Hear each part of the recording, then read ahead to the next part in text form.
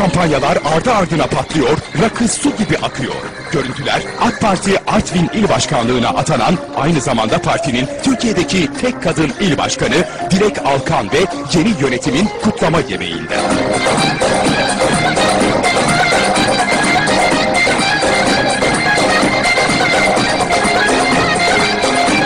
Özel gece için Artvin'de gece hayatının en ünlü mekanlarından biri seçildi. Tanışma yemeğine kentteki yerel medya temsilcileri de çağrıldı. Masalarda içki, sahnede eğlence vardı.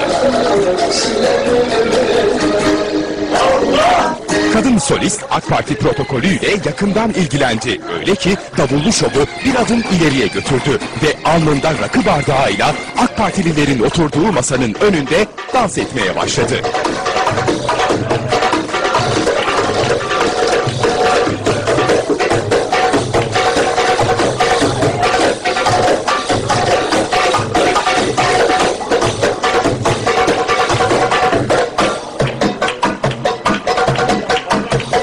AK Parti Artvin İl Başkanı Dilek Alkan da bu ilgiyi karşılıksız bırakmadı. Kadın şarkıcıya para taktı, onunla birlikte sahnede dakikalarca göbek attı.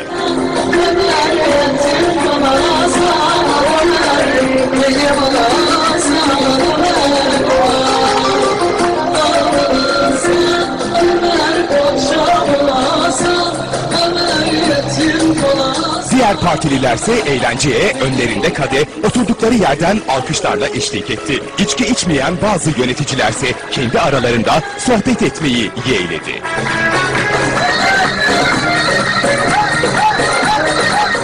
Ve son bir hatırlatma. Arşivden çıkan bu haremselamlık görüntüler de AK Parti'nin düzenlediği bir etkinlikten, Artvin'den kameralara yansıyan bu görüntülerde. İki görüntü arasındaki büyük fark, geceye katılan misafirlerin bunun ortası yok mu yorumlarına neden oldu.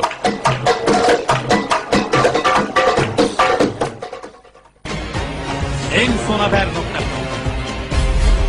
Tıklayın, haberiniz olsun.